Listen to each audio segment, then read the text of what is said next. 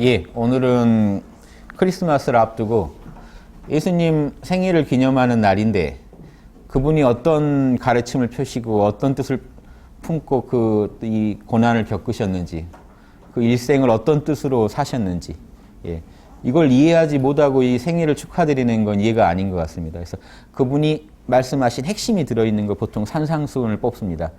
성서 안에 성서라고 불리는 글입니다. 그러니까 산상수훈 하나를 잘 이해하시면 예수님의 핵심 사상을 이해할 수 있고 다른 성경의 이제 다른 구절들도 이해할 수 있고요. 또 제가 그걸 도와드리기 위해서 산상수훈의 큰 어떤 흐름 안에서 성경에 바울이 쓴 서신 중에서도 꼭 필요한 구절들은요 넣습니다. 산상수훈에 관계된 구절들을 다 넣어가지고 이 자료를 하나 만들었기 때문에 자료가 좀 많긴 합니다만은 이 자료 안에는요 신약을 또 하나 또 종합했다. 좀 서머리를 해서 만들었습니다. 그래서 제가 무슨 글을 지은 게 아니고 있는 구절들을 뽑아서 배치나 이걸요 산상수훈을 근간에 두고 곳곳에 관련 구절들을 넣고 유교나 불교나 이런 노자의 글 중에도 도움이 될 만한 내용, 관련 있는 내용들은 최대한 넣습니다. 그래서 이거 하나를 공부하시면요 예수님의 뜻도 아실 수가 있고 또 여러 성인들의 뜻까지 아울러서 같이 이제 공부하실 수 있습니다. 산상수훈은요 누가복음에서는 이 산상에서 산 위에서 이걸 말씀 안 하세요. 평지에서 말씀하세요.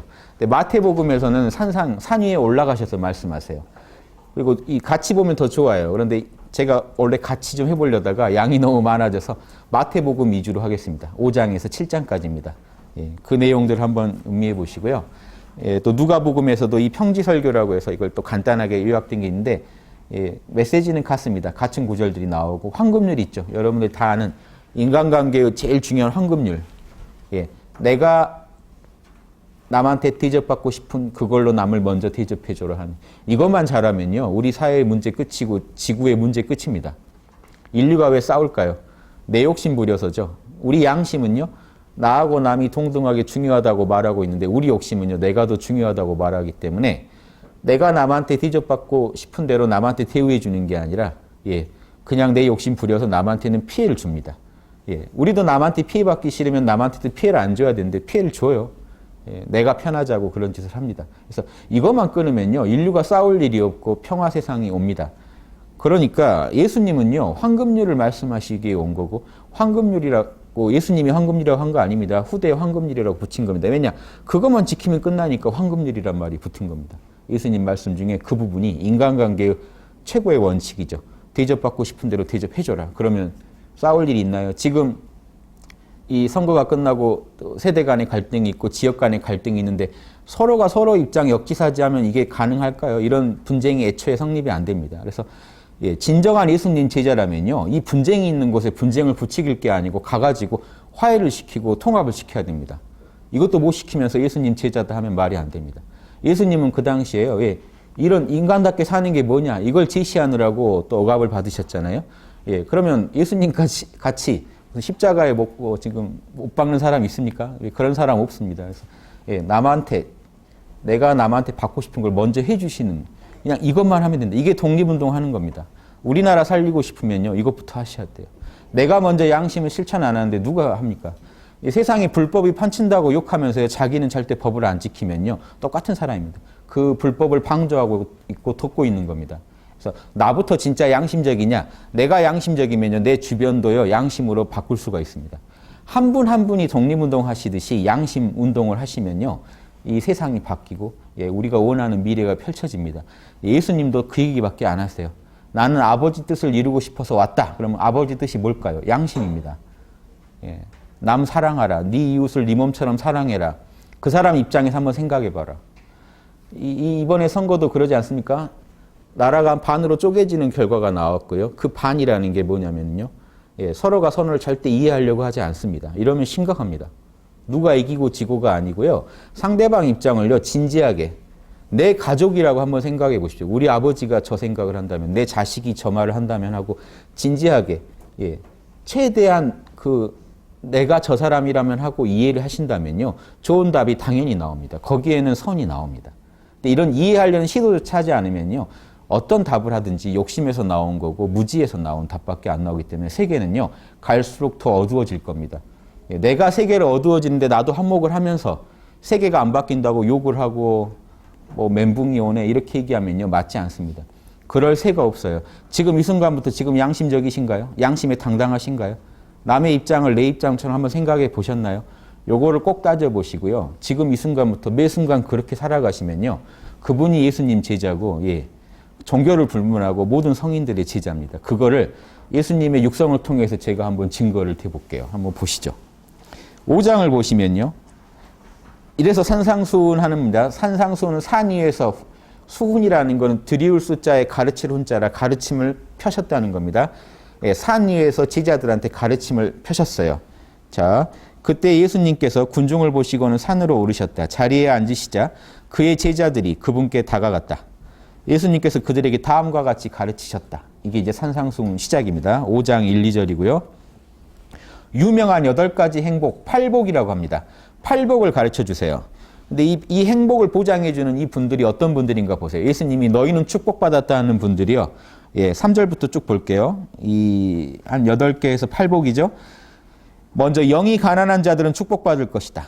지금 영이 가난하십니까? 예. 하늘의 왕국이 그들의 것이다. 아버지 나라가 너희 것이다. 라고 누구한테 허락하셨나요? 영이 가난한 사람들이요. 영이 부유하다는 거는, 그러니까 이게 지금 영이 가난하다. 뭔 의미일까요? 영이 부유하다. 영이 부유한 게 좋은 게 아닌가요? 영이 가난하다는 건요, 욕망이 적다는 겁니다. 욕망이 채워지지 않았다는 얘기도 되지만, 가진 게 없는 사람입니다. 그러니까 이 세상 것으로 가득 마음이 채워져 있으면요, 영이 부유한 거고요. 그러니까 나쁜 의미인 거죠. 지금 영이 부유하다는 게.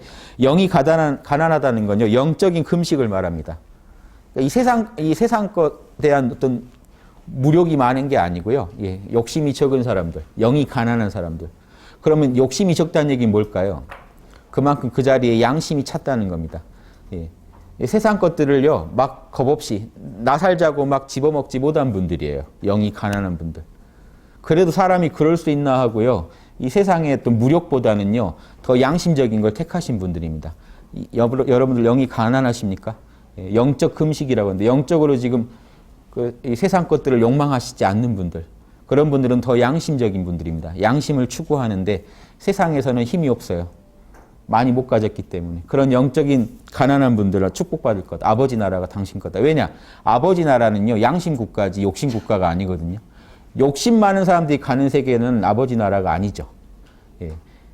더 반대쪽의 세계죠. 아버지 나라는요, 양심을 추구한 사람들이 가는 세계입니다. 현상 세계에서는요, 예, 물질을 많이 못 가졌고, 명예를 많이 못 가졌고, 권력을 못 가졌더라도 더 양심적인 사람들, 예, 세상에 대한 욕망을 끊었던 사람들. 이게 영적 금식이라고 합니다. 세상에 대한 욕망을 끊고, 예, 더 올바른 걸 찾았던 분들이요. 지금 사회에서 많은 분들이요, 더 바른 삶, 더 올바른 사회를 추구하는데요. 세상에서 명예도 없고 힘도 없고 돈도 없어가지고 무시받는 분들 많죠. 예수님은요, 그런 분들한테 하늘나라는 당신들 거다. 저 세상에 권력 많다는 사람, 세상에서 돈 많다는 사람들 신경 쓰지 말아. 오히려 그 사람들한테는 화 있을진저 이렇습니다. 예수님은 그렇게 얘기하세요. 재앙이 있을 것이다. 당신들이 지금 현상세계에서 당신들 욕심을 충분히 충족시켰으면 남은 거는요, 이제 빚 갚아야 된다는 겁니다. 이 사람들은요, 예, 양심을 추구했던 사람들은 하늘이 반드시 보상을 해줄 거다. 예, 이 흐름으로 쭉 보십시오. 두 번째요. 애통해하는 자들은 축복받을 것이다. 왜 슬플까요? 그냥 슬퍼하는 사람들이 축복받을 이유는 없죠. 애통해하는 게 뭘까요? 이 세상이 뭔가 바르게 됐으면 좋겠는데 뜻대로 안 됩니다. 슬퍼요. 예, 그들은 위로받을 것이다. 그러니까 하늘이 위로를 해줍니다. 세상이 못 해주는 건 아버지가 반드시 위로를 해줄 거다. 왜냐? 그분들은요, 예, 양심 중에서 수호지심 그러죠. 예, 뭔가 잘못되는 것을 봤을 때 공분하는 마음. 그래서 애통합니다. 여러분들이 도가니나 이런 영화 보시면 애통해합니다. 예, 정의가 땅에 떨어지고 악인이 승리하는 이야기를 들으면요, 애통해합니다. 남의 일이지만 내 일처럼 애통해합니다. 이건 아버지가 애통해하는 거예요. 양심의 애통함입니다. 아버지가 반드시 이루어 줄 겁니다. 무조건 양심을 추구하세요. 온화한 자들은 축복받을 것이다. 남한테 성 안 내고 남한테 위로해 주고 남한테 잘해 주신 분들은요, 반드시 하늘나라가요, 하늘나라를 이어받을 겁니다. 그들이 땅을 물려받을 것. 이 땅은 이 현상계의 땅이 아니죠. 하늘나라 땅입니다. 하늘나라 땅을 당신들이 소유하게 될 것이다. 이건 측은지시입니다. 남을 불쌍하게 여겼던 사람들은 반드시 보상받을 것이다. 정의에 굶주린다는 자들은 축복받을 것이다. 똑같이 수호지심이죠. 예. 뭔가 정의에 목말라 하고 정의가 불의를 바로잡았으면 싶고 이 사회를 올바르게 바로잡고 싶은 사람들은요. 반드시 그들은 충만해질 것이다. 이 성령의 힘이 그쪽에 내려서 반드시 그 사람들한테 더 힘내게 도와줄 거랍니다. 여러분이요. 나는 정의를 추구하는 것 같은데 자꾸 영적인 힘이 고갈된다. 그건 뭔가 잘못된 겁니다. 욕망이 껴서 그래요. 순수하게 여러분들이 이 수호지심을 밀고 나가면 정의감을 밀고 나가면요. 하늘은요. 더 힘을 실어주게 돼 있어요. 이게 공식인데 정의감을 추구했다가 조금 자기한테 손해가 오니까 확 위축돼 버립니다. 욕망 때문에 위축된 거지 정의감 때문에 위축된 게 아닙니다. 그렇죠? 정의감에 정의감을 더하시는 분들은 충만해지게 돼 있고 하늘나라가 그 사람을 지원해 주게 돼 있습니다. 온 우주가 원하는 게요. 모든 중생들, 우주를 만드신 분이 있다면 온 우주 중생들이 잘 살게 되는 것을 원하시겠죠. 근데 그중에 암세포들이 나타나서 자기만 살겠다고 남을 죽이는 자신의 다른 자녀들, 하나님의 다른 자녀들을 죽이는 자녀를 보면 아버지라 할지라도 화가 나게 돼 있고 격분하게 돼 있죠. 예, 그러니까 우리 자녀들 중에 정의감에 충만한 사람들을 아버지가 힘을 실어주게 돼 있습니다. 무슨 힘이 나셔가지고 예수님이 로마에 항거하고 당시에 구 세력에 항거했을까요? 예, 이렇게 여러분도 항거하셔야 돼요. 여러분 안에 정의감을 믿고 나가셔야 됩니다. 반드시 충만해질 겁니다. 내가 좀 뭔가 정의감으로 밀고 나가려는데 찜찜하고 석연치 않다는 건요. 여러분의 욕심이 발목을 잡는 겁니다. 그러다가 너도 손해봐. 너도 출세 못해. 너 어떻게 살려고 그래. 이렇게라는 이런 욕망들의 자극을 넘어서셔가지고요. 한번 이 성령대로, 양심대로 한번 추진해 보십시오. 예수님이 거짓말 하신 게 아니라면 반드시 이거를 증언해 볼 수 있을 겁니다. 자비로운 자들은 축복받을 것이다. 같은 얘기죠. 남을 사랑해주고 남을 측은해하는 사람들은요. 반드시 그 사람들이 축복받을 겁니다. 하늘이 그분한테 자비를 베풀어 줄 겁니다. 마음이 청정한 사람들, 욕심보다는 양심을 추구한 사람들 축복받을 것이다. 그들이 아버지 하느님을 볼 수 있을 것이다. 하느님은 누구한테 모습을 드러냅니까? 성령 충만한 사람, 즉 양심 충만한 사람한테 드러납니다. 저는 지금부터 계속 성령과 양심을 같이 쓸 겁니다. 성스러운 영이라는 건요. 여러분 안에 있는 성스러운 영은 양심을 말합니다. 양심에 대해서 아주 여러 가지 얘기가 많기 때문에 후천적인 양심을 또 많이 생각하는 분도 있기 때문에 제 말씀을 들으면 양심은 성령하고 좀 급이 다르지 않나 하실지 모르겠는데요. 양심은요. 여러분 안에 있는 가장 선량한 마음입니다. 성령 말고는 그렇게 선량하지가 않아요. 여러분은. 저도 그렇고. 그렇죠? 선량한 마음은 오로지 성령에서 옵니다. 하느님 아버지가 아니군요. 선량한 마음이 우리 안에서 나지 않아요. 예, 그러니까 양심과 성령을 꼭 같이 보십시오. 지금 다 양심 얘기하고 있지 않습니까? 예, 결국 예수님 말씀은요. 성령을 따르는 자는 축복받을 것이다 하는데 결국은요. 동양의 인의의지를 다 얘기하고 있습니다. 예, 그렇죠? 평화를 가져오는 자들은 축복받을 것이다. 우리 양심 중에서요. 남하고 조화를 이루는 마음이 사양지심 그럽니다. 사양지심 충만한 사람들은요. 어떤 자리에서요. 부조화를 일으키지 않아요. 남한테 맞춰주면서 전체를 조화롭게 만드는데 나 잘났다고 이렇게 전체 조화를 깨버리는 사람들 평화가 아니라 분쟁을 일으키는 사람들이 있습니다. 자기 욕망 때문에. 그런 사람들은 축복이 아니라 저주를 받게 됩니다. 예수님한테. 그래서 평화를 가져온 사람들이야말로 그들이 하나님의 아들이다. 이 사회에서요. 지금 곳곳에서 분쟁이 나가지고 힘들어하는데 거기 가가지고 분쟁을 더 키우는 세력이 있다면 하느님의 자녀가 맞나요? 아닙니다. 내 이념이 어떻다고 내 생각이 어떻다고 가가지고 하시면 안 돼요. 아버지의 뜻은요. 평화를 주고 그 자리에 자비를 일으키고 그 자리에 사랑이 충만하게 만들 수 있는 사람들이 예수님 제자입니다. 그렇죠? 그리고 진정한 하나님의 자녀고 성령이 충만한 사람이라는 것도 아셔야 됩니다. 내 이념이 성령이 지지해주는 이념인가요? 예. 인류가 만든 여러 가지 이념들이 성령이 다 지지하나요? 예. 어떤 이념이라 하더라도요. 한계가 있는 건요. 양심에 맞지 않는 부분이 있기 때문에 한계를 느끼게 돼 있고 양심에 맞는 한에는 그 이념도 지지를 받습니다. 사회주의가 틀렸다. 왜 틀렸을까요? 양심에 안 맞는 부분이 있어서 틀린 겁니다. 자본주의가 좀 문제가 있다. 왜 문제 있다고 할까요? 양심에 안 맞는 게 있어서입니다. 결국은요. 이념보다 양심이 더 근원이라는 걸 알 수 있습니다. 어떤 이념도 결국은요. 옳으냐 그르냐를 따져보게 되는데 그때 기준은 양심이에요. 재밌죠? 모든 사람한테 이익이 되냐? 이익이 되지 않느냐? 이것도 다 결국은 왜 이런 걸 따지고 있을까요? 양심 때문에요. 그래서 이 성령을 여러분은요. 성령을 안 따를 수가 없습니다. 사실은. 내 욕망 때문에 부정할지언정 성령을 모른다는 사람은 없을 겁니다. 여기서 지금 남한테 폐가 돼도 나는 전혀 상관없다 이런 분들 계시나요? 아주 그런 심각한 사정이 계신 분은 아니거든요. 양심 존중합니다. 여러분도 성령을 따르고 계신 거예요. 정의를 위해 박해를 받는 자들은 축복받을 것이다. 하늘의 왕국이 그들의 것이다. 수호지심이죠. 이 정의감을 못 이겨가지고요. 남한테 박해를 받을지라도 내가 좀 손해를 볼지라도 우리나라 이수연 열사 있죠. 일본 가가지고 지하철에 쓰러진 사람 구하려고 뛰어든 분들. 이게 남이 박해한 건 아니지만요. 그런 곤란한 처지에도 뛰어들죠. 정의감 때문에. 이게 물불을 못 가리고 뛰어드는 겁니다. 그 사람이 내 아버지 같고 나 같아서 그냥 뛰어드는. 이런 분들은요. 하늘의 왕국이 그들의 것이다 하는 겁니다. 제가 좀 설명해 놓은 게 있죠. 고난과 역경 속에서도 양심을 따르고자 노력하는 이들은 모두 축복받을 것입니다. 하늘의 왕국은 양심의 왕국이기 때문에 그들의 것입니다. 양심 어기고 살아온 사람들이 하늘의 왕국을 차지한다면 그 하늘의 왕국은요. 이미 하늘의 왕국이 아니게 되겠죠. 나로 인하여 사람들이 그대들을 모욕하고 박해하며 그대들에게 반대하여 거짓으로 온갖 악한 말들을 할 때 그대들은 축복받을 것이다. 이게요. 그냥 예수님을 위해서 나는 박해를 받으니까 축복받을 것이다 하면은 그건요. 맹신이고 무지입니다. 이해되십니까? 양심 때문에 예수님을 따르는 거고 양심 때문에 우리가 예수님을 지지하는 거고 양심 때문에 박해를 받을 때 축복받는 겁니다. 그냥 예수님이 어떤 분인지도 모르고 그냥 예수님이니까 하고 만약에 그 박해를 받는다면 그분은요. 무지와 맹신입니다. 그거 구분하셔야 됩니다. 본인의 양심이 뜨거워서 움직이셔야 돼요. 본인 안에 있는 성령의 뜻을 따르셔야지 이 말씀이 합당할 겁니다. 기뻐하고 즐거워하라. 하늘에서도 그대들의 상이 크다. 양심을 지키느라고 이 악의 핍박을 받은 사람들을 얼마나 하늘이 기특하게 여길까요? 그대들 이전의 선지자들에게도 똑같이 박해했다. 그 악인들은요.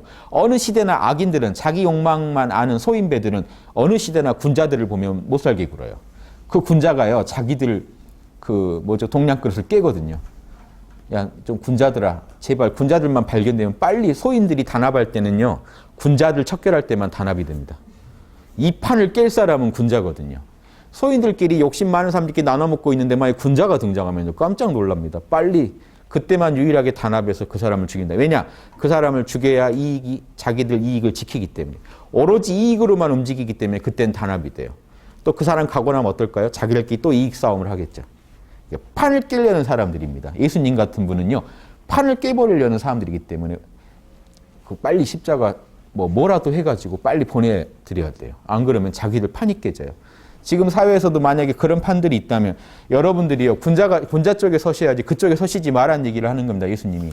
내 제자라면 아버지의 자녀라면 양심을 따르는 이라면 절대로 그런 짓을 하면 안 된다. 하늘나라 양심의 왕국은 당신들 거다. 양심 지키는 당신들 거다. 이 얘기를 드리는 겁니다. 세상의 소금과 빛이라는 것 또 그 부분 보겠습니다. 그대들은 세상의 소금이다. 왜 갑자기 이 얘기를 하시는지 한번 보세요. 만약 소금이 짠맛을 잃어버리면 어떻게 다시 짜게 할 수 있겠는가. 짠맛이 없는 소금이라는 건 쓸모가 없다는 거죠. 그것들은 쓸모가 없어서 밖에 던져져 사람들에게 짓밟힐 뿐이다. 뭔 얘기일까요? 여러분이 양심적이지 않으면요. 여러분은 쓸모가 없다는 겁니다. 세상에. 여러분이 내면의 성령의 빛, 소금이니 빛이지 하는 건 다 양심, 성령을 상징합니다. 여러분이요 욕망에 져버려가지고 더 이상 성령을 따르지 않고 양심을 무시하고 남한테 자비롭지 않고 정의감이 없다면 여러분은 쓸모가 없다는 겁니다. 하늘나라에서 볼 때 이해되시죠? 그대들은 세상의 빛이다. 여러분은 세상의 빛이에요. 빛은 뭡니까? 사방을 밝혀주죠. 여러분 한 분이 양심적이면요 주변 사람들이요 소인배들도 여러분을 보면요 왜 소인배들이 양심적인 사람 보면 못 견딜까요? 자기가 죄인이라는 걸 자꾸 자각시키니까요. 악인들끼리 있을 때는요. 그래 이 정도 사람이 사는 거지. 근데 군자가 하나 오면요. 다 우리는 쓰레기였구나라는 걸 드러나게 해줘요. 얼마나 이게 못 견디게 하는 사람입니까? 그 사람을 죽여야 끝나죠. 빨리 보내야죠. 이해되시죠? 그런데 예수님은 뭡니까? 그거 두려워하지 마라. 만약에 너가 그 사람들하고 타협해가지고 짠맛을 잃어버리면 빛을 잃어버리면 쓸모가 없다. 그 사람들이랑 똑같다. 암세포 정화하겠다고 백혈구가 가가지고 같이 암세포에 기여하고 있으면 그건 아무 의미가 없다는 겁니다. 그대들은 세상의 빛이다. 언덕 위에 세운 도시는 숨길 수 없다. 언덕 위에다가요. 높은 언덕 위에다가 도시를 세우면 사람들을 눈에 다 보이죠. 여러분이 만약에 군자, 즉 양심을 따르는 사람이라면 세상이 다 여러분 양심을 보고 있고 여러분이 양심을 어기면 세상이 다 알아봐요. 그리고 세상을 양심으로 정화하려면 높은 곳에 계시면서 여러분 양심을, 그러니까 누구한테나도 양심을 드러내는 위치에 계시면서 계속해서 양심을 실천해야 되는데 남들이 볼까봐 무서워서 숨어서 양심을, 골방에서 양심을 부르짖고 있으면 빛이 지금 어둠 속에 갇힌 꼴이죠. 예, 빛은 사방을 비출 때 마시죠. 남들한테 그런다고 제 얘기 듣고요. 남들 가가지고 남들한테 막 양심적으로 살으라고 지적하고 그러면 그건 여러분도 당하기 싫은 일이죠. 그거 아닙니다. 내가 하는 행위가 옳을지 그를지 간단하게 한번 따져보실 수 있어요. 내가 상대방이라면 누가 나한테 이렇게 하면 좋은가? 이것만 물어보시면요. 여러분은 인간관계에서 성인이 될 수 있습니다. 황금률은 그거밖에 아니에요. 여러분이 그 상대방이라면 납득할 수 있나? 요거 한 번만 물어보고 말하세요. 그러니까 함부로 지적하는 게 아닙니다. 여러분은 뭘 원하십니까? 상대방이요. 뭐 정말 양심적이어가지고 여러분까지 감화시켜주길 원하지 않습니까? 와가지고 지적하는 게 아니라. 그쵸? 나한테 정말 양심을 보여줌으로써 나로 하여금 자연스럽게 설득되게 하는 걸 원하시지 누가 어떤 예수님이 오셔도 막 지적만 하면은 속으로 울컥하실걸요? 자기는 잘하나? 막 이런 생각도 들 거고. 우리 애고가 그래요. 그러니까 그걸 다 아는 분이 그래요. 아는 분은 그렇게 안 하겠죠. 예, 잘 설득할 수 있는 겁니다. 우리가 내가 먼저 양심적으로 사시면요. 주변 다 바꿀 수 있어요. 그렇게 해보시지도 않고 상대방들은 욕심이 많아서 안 될 거라고 하시면요. 그건 아닙니다. 그렇죠? 그래서 여러분 등불을 켜가지고 어떤 사람이 상자 안에다 넣어놓습니까? 저기 등경 위에다가 그 등불 꽂는 데다가 꽂아놓죠. 스탠드 위에다 올려놓습니다. 그래야 집의 모든 사람을 비출 수 있거든요. 여러분 양심의 빛을요. 주변에 자꾸 뿌리셔야 됩니다. 성령의 빛, 양심의 빛을 뿌리셔야죠. 그대들의 빛이 사람들 앞을 비추게 되면 여러분이 양심적으로 사시게 되면이에요. 가서 지적하시라는 게 아니고. 그러면 사람들이 그대들의 선한 행실을 보고 지적하란 말 없죠. 그대들의 선한 행실, 양심에 맞는 행실을 보고 하늘에 계신 그대들의 아버지를 찬양할 거다. 아, 사람이 저렇게까지 할 수 있구나 하고 감동할 거랍니다. 오히려 그 사람의 그 선한 행실을 보고요. 하늘에 계신 아버지가 돕지 않고 저게 되겠는가 하고 아버지까지 찬양한다는 겁니다. 정말 하느님이 계시구나. 여러분이요. 진짜로 어떤 교회 다니시는 분이라면 진짜로 남을 전도하고 싶으시면요. 이렇게 하셔야 됩니다. 양심으로 상대방을 비춰주세요. 그럼 상대방이 거기에 감화돼 가지고요. 정말 하느님이 계시구나 하는 말이 나와야 됩니다. 그 상황입니다. 그렇죠? 우리나라 국민들이 한 분 한 분 이렇게 각성해서 나부터 남 지적하지 마시고 실천하시면요. 그 빛이요. 지구까지도 다 밝히고 우주도 밝힐 어떤 그 영적인 빛이 나올 겁니다. 이런 영적인 빛은 무한하잖아요. 예. 내 한 몸뚱이로 생각하지 마세요. 내 한 몸뚱이가 빛을 내면 얼마나 낼까.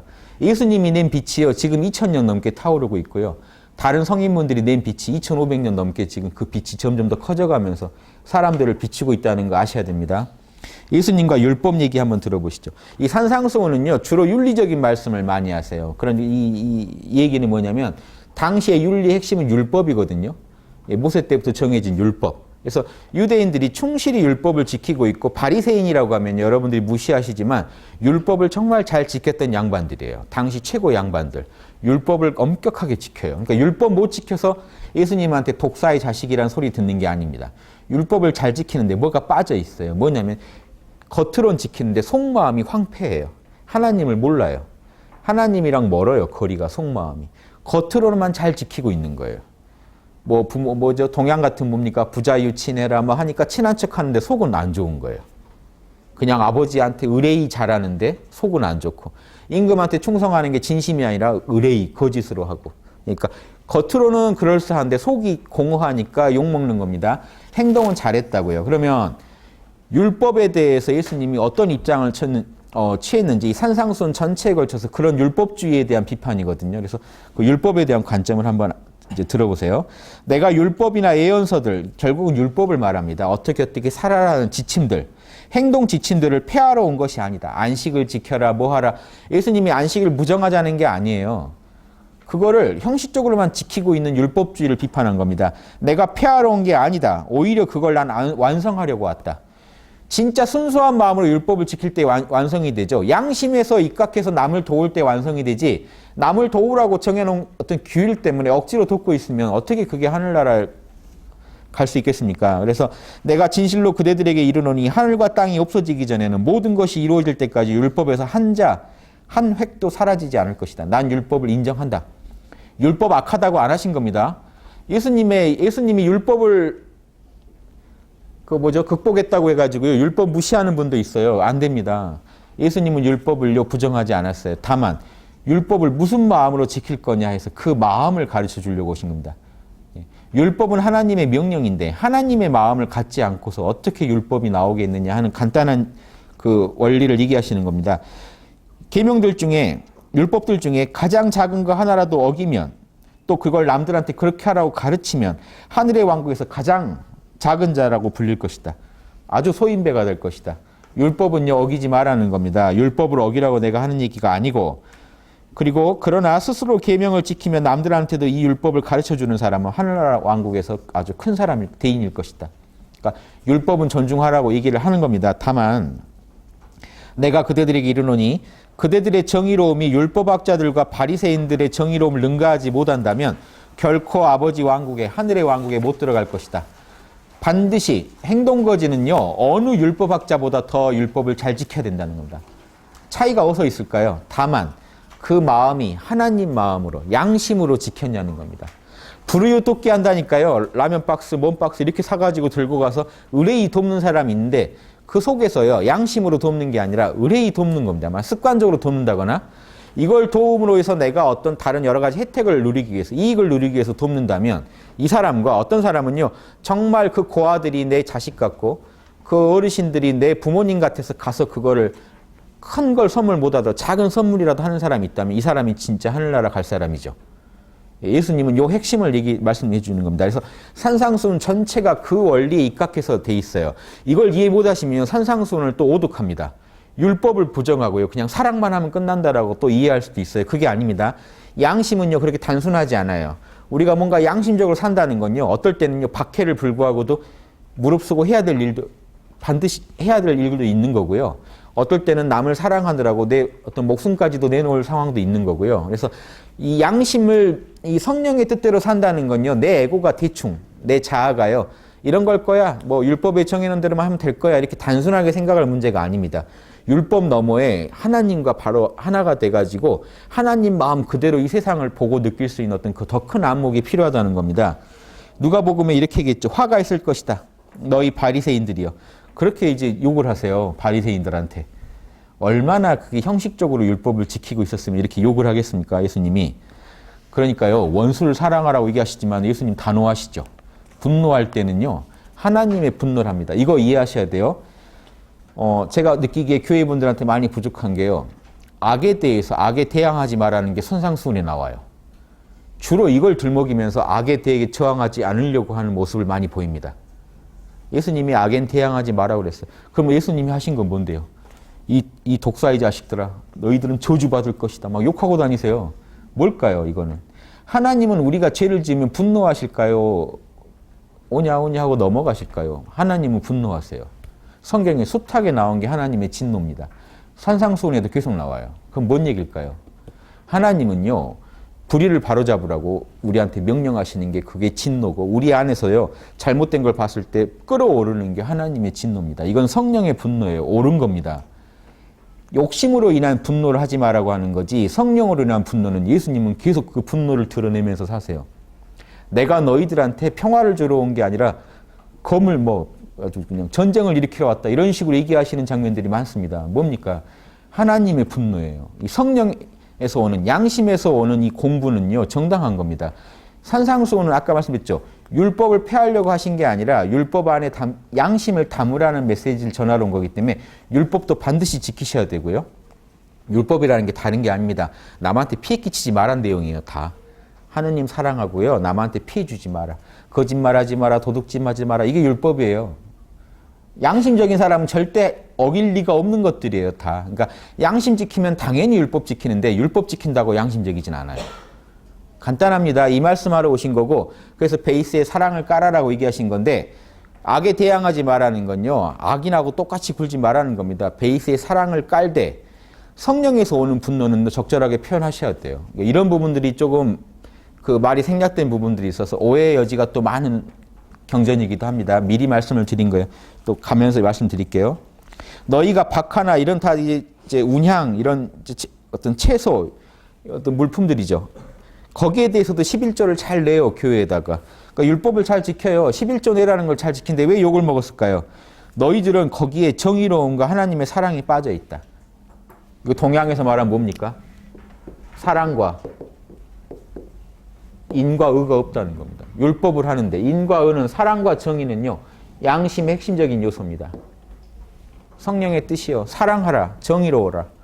이거를 무시하니까, 그런 마음을 안 가지고 율법을 지키니까, 그래서 내가 욕한다는 겁니다. 그러니까 여러분 11조 열심히 하고도 예수님한테 욕먹을 수 있다는 겁니다. 11조 못해서 욕먹은 게 아닙니다. 이 양반들이. 11조 잘했는데 욕먹었어요. 11조도 당연히 실천해야 하지만 사랑과 정의도 반드시 실천해야 된다. 율법을 양심으로 지키지 않으면 나한테 욕먹을 줄 알아. 이거 아버지 나라가 너희들 것이 아니다라고 얘기를 하시는 겁니다. 요거 못 알아들을 말씀 없죠. 2000년 전에 하신 말씀이지만 지금 우리한테도 똑같이 지금 적용되는 말씀입니다. 마태복음을 제가 뽑아놨는데요. 이거는 왜 뽑았냐면 이 긴 글을 다 볼 필요 없는데 유명한 얘기입니다. 부자가 천국 가는 건요, 낙타가 바늘길 통과하는 것만큼 어려운 일이다. 그 말이 왜 나왔는지 한번 보십시오. 이것도 그냥 그 말만 아시면요, 부자들은 글렀어, 뭐 이렇게 생각하시는데, 부자라고 왜 양심적일 수가 없나요?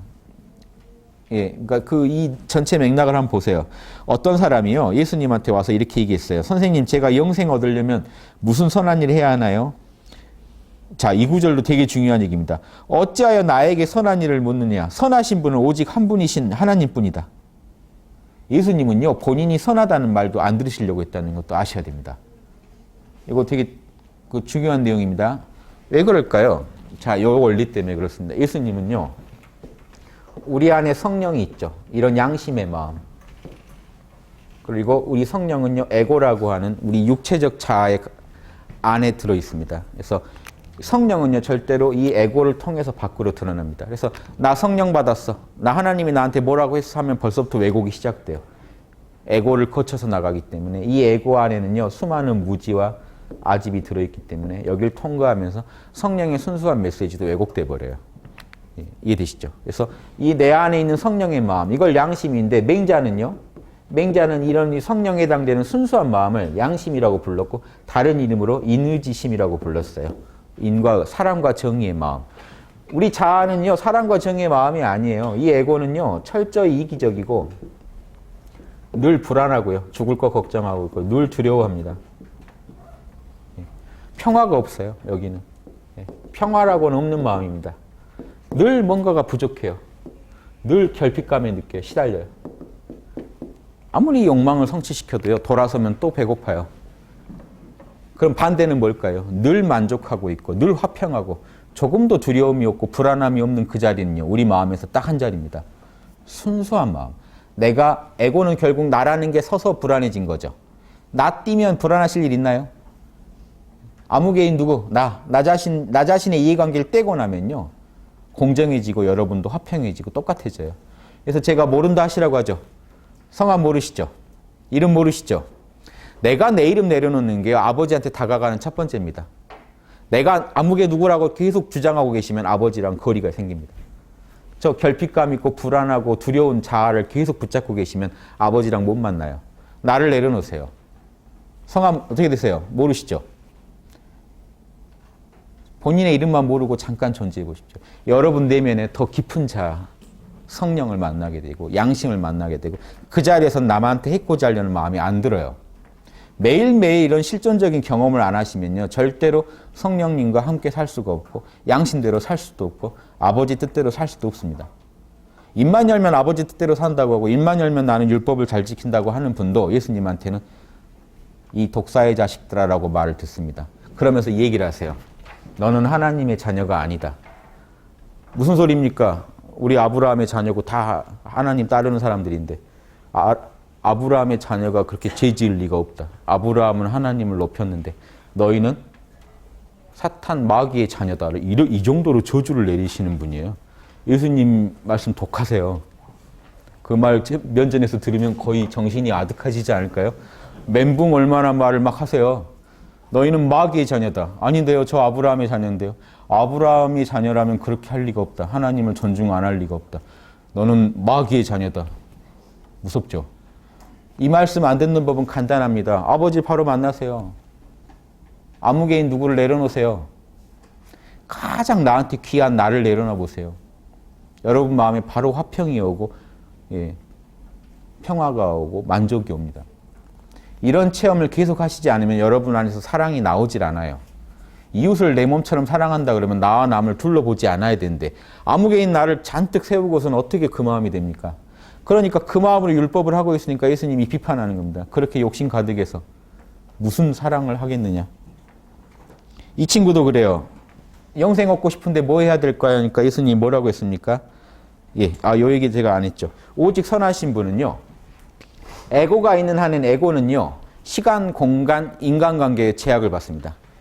이 삼간이라고 하죠. 시간. 언제부터 언제까지 살다 갑니다. 예수님도요. 천하의 예수님도 언제 태어나서 언제 돌아가시고 있죠. 공간, 어느 지역에 사신 게 있죠. 누구 어떤 인간관계, 어머니는 누구, 아버지는 누구가 있죠. 에고는 이게 세 개가 있어요. 그래서 그 시대의 환경에 제약을 받습니다. 예수님 때 스마트폰을 써볼 수는 없잖아요. 그 어떤 제약 안에서 말씀을 하십니다. 그래서 예수님이 선하시니여 할 때 나는 선하지 않다라고 탁 거부하신 이유가 나의 거죽을 보고 선을 다 판단할까 봐 걱정해서 하시는 겁니다. 내 안에 아버지만이 선하지 내가 선하지 않다. 또 어떨 때는 반대로 얘기하세요. 어떨 때는요. 이 성령 그대로 그렇지 하지만 예수님은요. 예수님의 이런 에고를 보고 그걸 아버지의 전부라고 판단할까 봐 이런 말씀 하시지만 또 어떨 때는 예수님은 성령 그대로 사시기 때문에 나를 보면 성령 아버지를 알 수 있다고 또 얘기하십니다. 이해되세요? 이런 두 가지 좀 모순된 얘기가 다 나오는 거는 그때그때 상황이 다르기 때문에 그래요. 그 듣는 사람 수준이 다르기 때문에. 듣는 사람한테 그러니까 예수님은 성령 충만하실 때는 뭐라고 합니까? 내가 길이요 진리요 생명이라는 말도 해요. 왜냐하면 지금 나라는 그릇에 담겨있는 성령이 빛이 사방에 퍼질 때는요. 뭐라고 하겠습니까? 이 내 에고가 지금 문제가 안 되기 때문에 예수님의 에고는요. 이 성령의 빛에 묻혀서 뭐가 됩니까? 내가 길이요 진리요 생명이다라는 말도 가능합니다. 또 어떨 때는요. 내 에고를 보고 아버지를 다 재단할까 봐 아니다. 선하신 이는 오직 선하신 이는 성령 아버지 자리 한 분뿐이다. 요 얘기를 다 이해하셔야 됩니다. 여러분 입에서도 그 말씀들이요. 이 실전 속에서도 다 나오실 수 있어야 돼요. 예. 내가 아무리 선하다고 해도 성령 뜻대로 따른 것뿐이기 때문에 진짜 선하신 이는 성령이다. 이 말씀도 하실 수 있어야 되고 또 어떨 땐 여러분이 양심 그대로 했다면 내가 한 걸 보면 아버지를 알 수 있지 않느냐라고 말할 수도 있어야 됩니다. 이해되시죠? 하나씩 이해가는 겁니다. 알면 자유가 오는데요. 모르면은 구속됩니다. 모르면 구속돼서 거기 또 그거를 이용해 먹겠다는 또 거짓 선지자들을 끌어들이게 돼 있어요. 자명하게 아시면요. 여러분과 이 성령 사이에 아버지 사이에 이간질할 사람이 낄 수가 없어요. 지금 자명하십니까? 명쾌하셔야 됩니다. 자, 어떤 계명 지켜야 될까요? 계명 잘 지키면 된다. 뭡니까? 살인하지 마라, 간음하지 마라. 10계명이 있는 거죠. 거짓 증거하지 마라, 도둑하지 마라. 부모님 공경해라. 그대의 이웃을 그대 자신처럼 사랑하라. 그대의 이웃을 그대 자신처럼 사랑하라에 다 들어있는 얘기죠. 내가 남을 나처럼 사랑하는데 도둑질을 왜 할 거며 부모님을 왜 공경 안 할 거며 그렇죠? 나를 낳아주고 기르시느라고 고생하신 분한테 어떻게 공경을 안 하겠습니까? 나머진 다 따라와요. 그래서 예수님이 다른 때 가서는 이웃을 사랑하라. 거기에 그거 하나로 종합하실 때가 있어요. 근데 젊은이가 뭐라고 하는지 보세요. 저는 그거 다 했는데요. 아주 이거 대바라졌죠. 지금 포인트를 전혀 못 잡고 있죠. 예수님은 지금 선하신 이는 아버지 한 분뿐이고 그 아버지를 힘을 통해서만 사실은 이 계명이 온전해질 수 있다라는 생각을 갖고 계신데 이 제자는 지금 그 젊은이는 전 다 했는데요. 이런 바리새파의 전형적인 모습입니다. 그러니까 뭐라고 합니까? 그대가 완전해지고 싶다면 그래서 나온 얘기예요. 그대가 완전해지고 싶다면 가지고 있는 그 돈이 좀 많았나 봐요. 재산을 다 팔아가지고 가난한 이에게 주어라. 그러면 그대가 하늘에서 보물을 갖게 될 것이다. 그리고 나와서 나를 따르라. 이 얘기는 뭡니까? 이 얘기를 왜 했을까요? 갑자기. 그러니까 모든 사람들한테요. 신도들한테 재산을 팔으라고 한 게 아닙니다. 이 젊은이한테만 한 얘기예요. 왜 했냐고요? 이 젊은이는 지금 자기가 선을 되게 하고 있다고 생각했어요. 나 정도면 꽤 선한 편이다. 부자 중에 좀 부자 친구 같은데 부자 중에 나 정도 하는 사람 없다라고 하는 사람한테 그래? 그러면 너 재산 팔아가지고 불우이웃 도울 수 있어? 네가 재산을 팔아서 불우이웃을 도우면 이게 뭡니까? 내 재산은 사라진 것 같죠. 그런데 뭐가 생기나요? 하늘나라의 포인트가 쌓여요. 하늘나라 보물이라는 건요. 여러분이 쌓은 덕입니다. 영적 포인트가 쌓여요. 이 땅에서 재산을 쓰면 하늘나라에 나한테 아버지가 주실 포인트가요, 어마어마하게 생긴다는. 이거 받아들일 수 있어? 라고 하니까 젊은이가 어떻게 나왔습니까? 슬퍼하더니 떠났다. 이 정도 마음이라는 거를 예수님이 본 거예요. 네 속을 좀 봐라 하고 찌르신 겁니다. 이 얘기 듣고 여기까지만 읽고 아 그렇지 왜 우리 신도들은 재산을 안 파는 거야? 이러시면 안 됩니다. 이 경우는 이 경우입니다. 이 젊은이한테 예수님이 자극을 주려고 한 겁니다. 당신이 지금 솔직히 재산 내놔봐라 하니까 재산을 팔면 아버지가 엄청나게 보상을 주신다는데 솔직히 그런 믿음은 없었잖아요. 그런 양심에 왜 이게 단순한 무지의 믿음이 아니고요. 양심이 합당한 얘기잖아요. 불우이웃을 도우면 아버지 양심을 좋아하신 아버지께서 나한테 분명히 보상해 주리라는 게 당연한데도 머뭇거리고 떠나버렸습니다. 이런 마음으로 아무리 십계명을 지켜도 될 리가 없죠. 이걸 지적해 준 겁니다. 예수님은 아주 그 사람에 맞는 정확한 지적을 해주신 거니까 이걸 남한테 함부로 적용하지 마세요.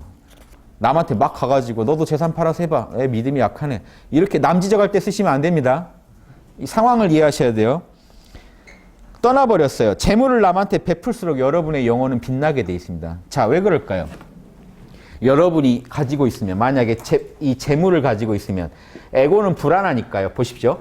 결핍감, 평화롭지 않음, 뭐 이기적인 마음, 불안, 두려움 이거 일거에 풀어줄 건 딱 하나 있어요. 돈.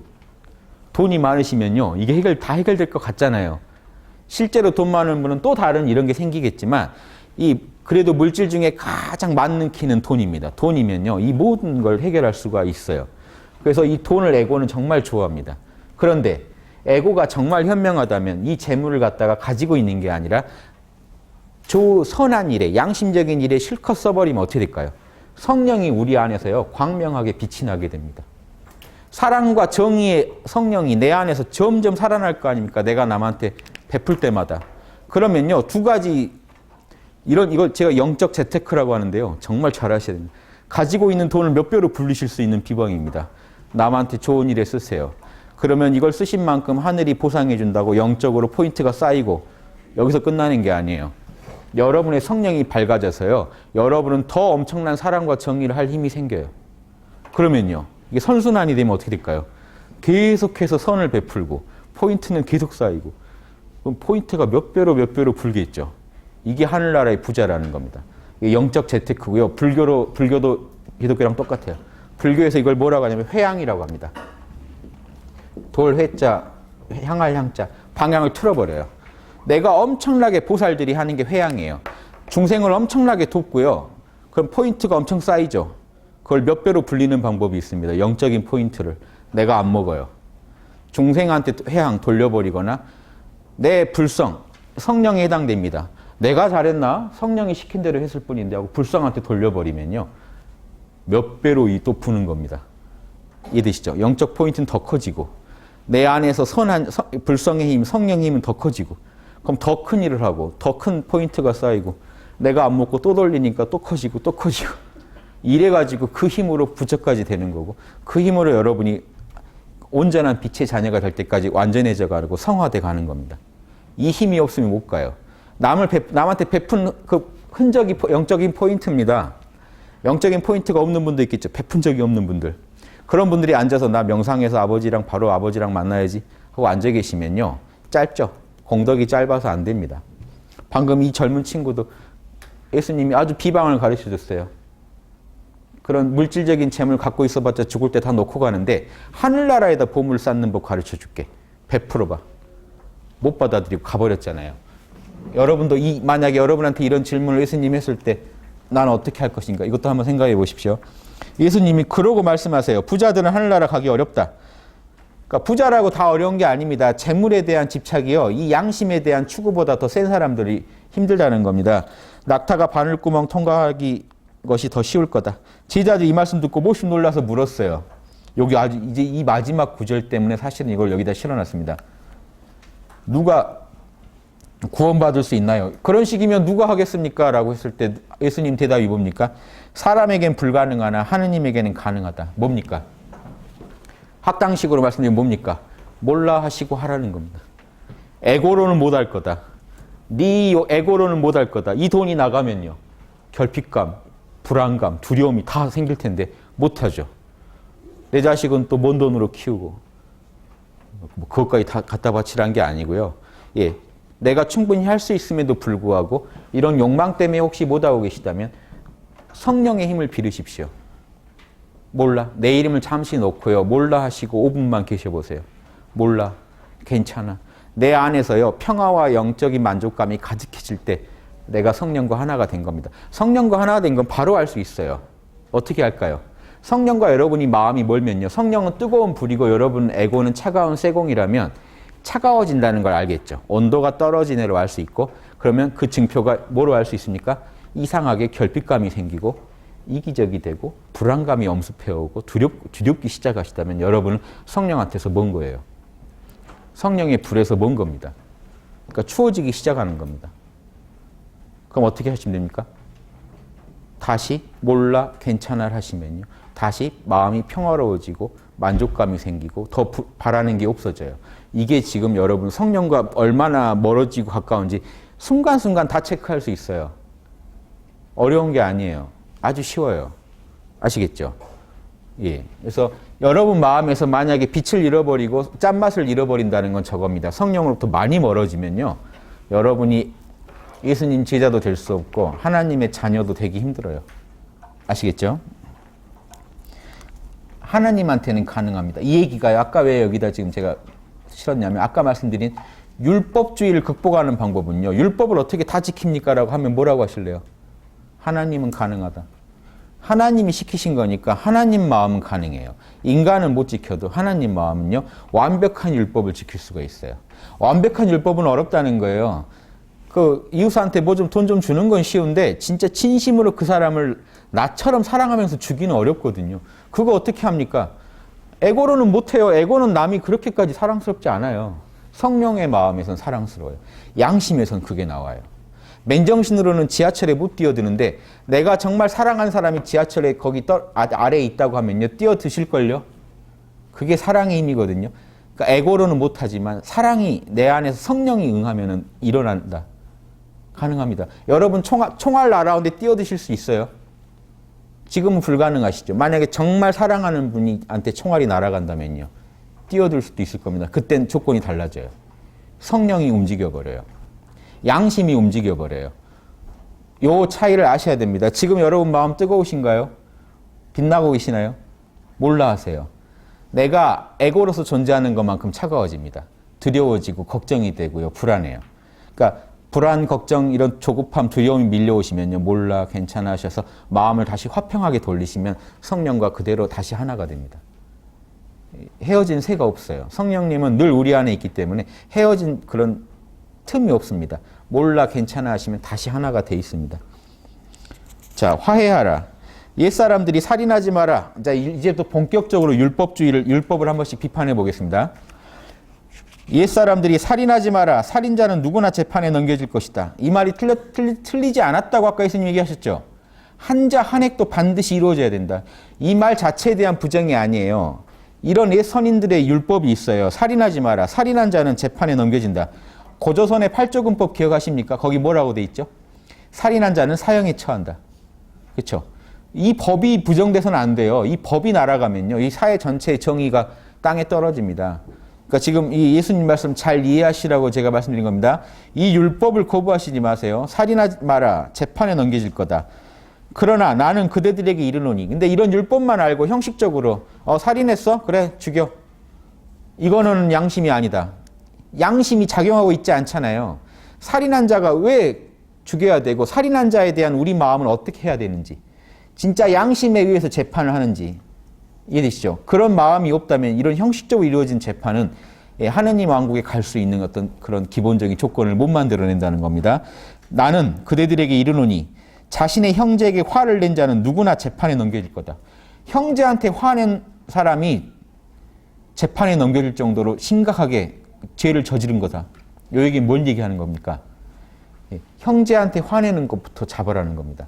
내 형제한테 함부로 대하는 그 마음이 비양심인데 그런 비양심은 방치하고 그래 살인했어 죽여. 예전에는요 이런 적용이 고되니까 더 함부로 적용됐겠죠. 누구 사람 죽였대. 그냥 뭐 재판도 제대로 안 하고 죽여버릴 수도 그런 일도 많았겠죠. 사랑이 빠져버리고 율법만 남으면요, 이런 형법만 남으면 벌만 남아가지고 더 흉흉하게 만드는 게 있기 때문에 형제한테 화내지 마라는 얘기가 더 중요하다. 이 얘기를 지금 하는 겁니다. 형제한테 화내지 않는 그 마음이 더 소중하다. 이 율법이 틀렸다는 게 아니라 그런 마음이 없이 이런 율법이 형식적으로 적용되면 더 무서운 세상이 만들어질 수도 있다. 그 노자에도 이런 말이 나옵니다. 사형을 아무리 시켜도요, 그 국민들이 죽음을 두려워하지 않으면요, 뭐냐면 욕심에 충만해가지고 걸리면 죽는 거지 하고 막 도둑질을 하는데 몇 명 죽였다고 일이 해결되지 않는다는 겁니다. 예, 생명에 대한 경애부터 가르쳐야 된다.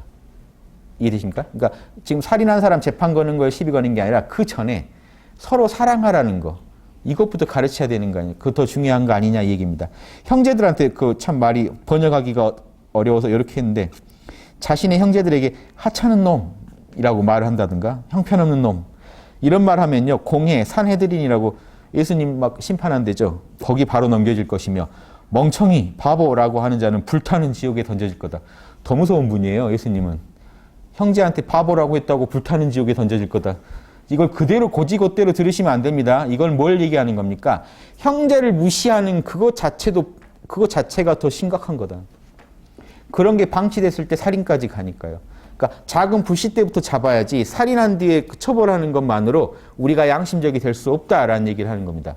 율법을 보완하겠다는 예수님의 의지가 보이죠. 율법을 나는 보완하려고 왔다.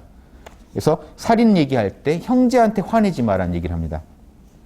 그러므로 그대들이 제단에 예물을 바치려 하다가도, 하느님한테 뭔가 예물 바칠 때도요, 형제가 그대들에게 원망을 품고 있음이 떠오르거든 빨리 제단 놓고 빨리 가가지고 형제랑 화해하고 와서 하느님한테 예물을 드려라. 이 얘기는 뭡니까? 율법이에요. 하느님한테 예물 드리고 하느님 제사 지내는 거 정말 잘하는데요, 형제 간에 싸우고 와서 제사 드리면 하느님이 받겠냐는 겁니다. 형제 간에 서로 사랑하라는 게 더 중요하다. 이해되시죠? 우리가 지금 우리나라 지금 제사 문제만 해도 가족 간에 싸우면서 제사 지내면 이거 참 아닙니다. 가족 간의 화합이 더 중요합니다. 여러분이 부모 돼서 돌아가셨는데 자녀가 여러분 제사 때문에 싸워서 이혼을 하고 깨지고 하면 그게 원하시는 겁니까? 예, 아니죠. 예. 가족 간의 사랑이 더 중요하다는 게 빠지고 제사만 남아가지고 부모님한테 제사 잘 지내야지 그래야 효도지 막 이것만 강요된다면 똑같이 율법주의의 한계에 빠집니다. 가족 간에 사랑하라. 지금 예수님이 이런 얘기 하는 겁니다. 살인자 처벌해라 보다 중요한 건 형제 간에 잘 지내는 게 더 중요하다. 아, 그래, 그러면 살인자는 처벌하지 말아야겠구나. 이거 아닙니다. 예물 빨리 가가지고 형제 간에 화해해라. 25, 26은 살짝 다른 얘기입니다. 누가 그대들을 고소했어요. 여러분이 송사에 휘말렸으면요, 여러분이 잘못을 한 겁니다. 지금 고소당했다는 처지는요. 법정 가기 전에 빨리 화해하라. 버티지 말고요. 아, 그래, 뭐 법대로 해봐 이러지 마시고 빨리 잘못한 게 있으면 양심적이신 분이라면 빨리 풀으셔야죠. 혹시 법에 가면 내가 유리하지 않을까 하고 가시지 말라는 겁니다. 양심 캄캄하게 하지 말고 빨리 화해하십시오. 빨리 화해해라. 그렇지 않으면 고소한 자가 그대들 재판관에 넘겨서 재판관은 그대들 형리에 넘기고 감옥에 갇히게 할 거다. 내가 진실로 이르노니 마지막 한 입까지 갖기 전에는 결코 나올 수 없을 것이다. 예수님은요, 인과법칙에 철저하세요. 뿌린 대로 거두리라고 주장하시는 분입니다. 사랑의 하느님이니까 대충 넘어가시겠지 하지 마시고요. 혹시 본인이 잘못한 거 있으면 깨끗이 빨리 갚고 빨리 화해하라. 이렇게 서로 화해하는 게 제일 중요하다. 살인자 잡은 뒤에 처벌하는 것보다 서로 화해하라고 가르치는 게 더 중요하다. 이게 율법주의를 지금 보완하려고 말씀하시는 겁니다. 그대들은 간음하지 말라고만 들었을 거다. 간음하지 말라고 들었기 때문에 나는 떳떳하다고 하는 많은 사람들이요, 속마음으로 간음하고 있어요. 여자한테 음탕한 생각을 하고 있는데 겉은 지금 나는 간음 안 했다 하고 깨끗하다고 하고 있으면 예수님이 가만히 계실까요? 그런 식으로 율법을 지켜서는 아버지 왕국에 갈 수가 없기 때문에 예수님의 이런 따끔한 말씀은요, 사랑의 맵니다. 예수님은 계속 지금 분노하셔서 말씀하고 계시죠. 근데 이거는 원수를 사랑하라랑 어긋나는 거 아닙니까? 왜 이렇게 뭐라고 하십니까? 사람을 사랑해서 때리는 겁니다, 지금. 그러니까 원수를 사랑하라를요, 너무 단편적으로 오지 마세요. 사랑해서 지금 따끔한 가르침을 주시는 겁니다. 간음하지 말아라고 들었는데, 그런데 그대들은 말한다. 음욕을 품고 여자를 바라보는 자가 그대들에게 이렇게 난 말한다. 이미 그 마음으로 그 여자와 간음했다. 만약에 음욕을 품고 이성을 바라보면 이미 그 사람은 간음한 거다. 이 얘기는 뭘까요? 속마음으로라도 죄를 지었으면 죄 지은 거다. 그걸 잘못을 반성하지 못할 망정. 인간이 그럴 수도 있지 않습니까? 그럴 수 있는데 반성하라는 겁니다. 그걸 떳떳하다고 말하지 말라는 겁니다. 그리고 아까 인간은 못하지만 뭘 할 수 있죠? 성령은요. 몰라 괜찮아 해서 하나님 마음으로 늘 내 내면을 차갑지 않게 따뜻하게 해놓으면요. 이런 생각이 안 들겠죠. 인간적인 마음으로는 할 수 있지만 하나님의 마음만이 이걸 극복할 수 있고 늘 그런 식으로 반성하고 양심과 하나가 돼서 살아가라는 얘기를 하는 겁니다. 그런데 나는 겉으로는 안 했다 하고 당당하다라고 하느님 앞에서 당당하다라고 말할 수 없겠죠. 자, 그런 경우에 오른쪽 눈이 만약에 그대들로 죄를 짓게 했으면 그 눈을 빼버려라. 온몸이 지옥에 던져지는 것보다는 한 부분을 잃는 것이 나을 거다. 만약에 오른손이 죄를 짓게 하면요. 잘라버려라. 빨리 잘라라. 뭐죠? 그 두 팔, 오른팔 가지고 지옥 가는 것보다는 외팔이로 천국 가는 게 나을 거다. 이 얘기는요. 자기가 속마음으로라도 죄를 지은 게 있으면 단호하게 잘라내라는 겁니다. 자기 몸뚱이를 잘라내는 그런 심정으로요. 속마음으로라도 죄를 짓지 마라. 이게 모든 성인들의 공통된 가르침입니다. 예수님만 그렇게 얘기하신 게 아니에요. 자, 그 얘기를요. 마태복음으로 한번 볼게요. 마태복음 저 뒷부분입니다. 화가 있을 것이다. 율법학자와 바리새인들이요. 아주 단골입니다. 늘 불려다니면서 욕을 들으세요. 너희는 잔과 접시에 바깥만 깨끗이 하나. 보십시오. 자, 이 겉이 몸뚱이고 저 속이 마음이라고 치면요. 언행만 계속 반지르하게 닫고 있어요. 율법주의자들은. 속은요. 썩었어요. 속이 시커매요. 하느님이 계시는지도 안 계시는지 알 수가 없어요. 그런데 그 안에는 탐욕과 방종으로 가득 차 있다. 눈먼 바리새인들이여 먼저 자네 속을 깨끗이 해라. 그러면 바깥도 깨끗해진다. 자, 보십시오. 너무 당연한 얘기인데 여러분 속마음이 에고에도 여러분의 자아에도 몸뚱이가 있고 속마음이 있죠. 속마음이 성령의 마음으로 가득 차 있으면요. 언행도 좋게 나오는데 속이 성령을 몰라요. 차가워요. 어두워요. 시커매요. 그러니까 두렵고 불안하고 늘 욕망에 쫓기는 사람들이 에고의 것만 번드르하게 한다고 해서 이게 되겠습니까? 중요한 건 속입니다. 속이 깨끗해지면 겉도 자동으로 깨끗해져요. 속마음이 깨끗한데 말이 곱게 안 나갈 리가 없잖아요. 우리 홍익학당에서 사단 노트를 쓰시라고 합니다. 예, 충분히 남의 입장을 배려했나, 남한테 부당한 피해를 주지 않았나, 이렇게 인과 의, 무례하진 않았는다, 예절, 당신의 판단은 100% 자명합니까? 지혜. 이 네 가지를 물으시면요. 속마음이 이미 자명해지죠. 속마음이 이렇게 깨끗해지면요. 겉으로도 좋은 인의예질 어긋난 행동을 못합니다. 근데 속마음에서 인의예질 안 따지시면요. 겉으로는 그럴싸하게 예절을 잘 지키는 것처럼 보여도 속으로는요. 넌 내 밥이다 하고 예절을 지키고 이제 어떻게 합니까? 그렇죠? 누군가 여러분한테 와서 굽실거린다고 진짜 그 사람이 예절 바른 사람인가요? 속마음은 탐욕과 방종으로 가득 찰 수 있거든요. 이래서 유교에서도요. 동양 유교에서도 제일 중요한 걸 속마음 바로잡는 걸 제일 중시합니다. 보십시오. 중용에 뭐라고 돼 있는지. 군자는 남에게 보이지 않는 바를 경계하고 진실하게 하며 남에게 들리지 않는 바를 두려워한다. 이게 뭡니까? 속마음이에요. 내 속마음은 여러분한테 보이지도 들리지도 않아요. 숨겨진 것보다 더 잘 보이는 건 없다. 그러지만요. 언행으로 다 드러나기 때문에 사실은 다 보여요. 누군가 와서 여러분한테 가식적으로 행동하면요. 다 알아요. 미세한 것보다 더 잘 들리는 것은 없다. 그러므로 군자는 자신의 속마음을 중시한다. 똑같죠? 누가복음 하나 볼까요? 숨겨둔 것은 드러날 것이며 감춰진 것은 알려질 것이다. 똑같죠? 유교랑. 그대들이 안방 어두운 곳에서 말하는 것은 밝은 곳에서 들릴 거다. 이게 여러분이 속마음으로 죄를 지어도 겉으로 다 남들은 다 보고 있다는 거 아시라는 겁니다. 이건 남들은 모를 거야 하고 속으로 죄를 지으시면요. 남들 다 알고요. 이미 여러분에 대해서 평가가 다 내려지고 있다는 것도 아셔야 됩니다. 그대들이 안방에서 귀에다 속삭인 말들은 지붕 위에서 선포될 것이다. 다 까발려질 것이다. 이해되시죠? 자, 또 하나는요. 이혼에 대한 율법을 가지고 얘기합니다.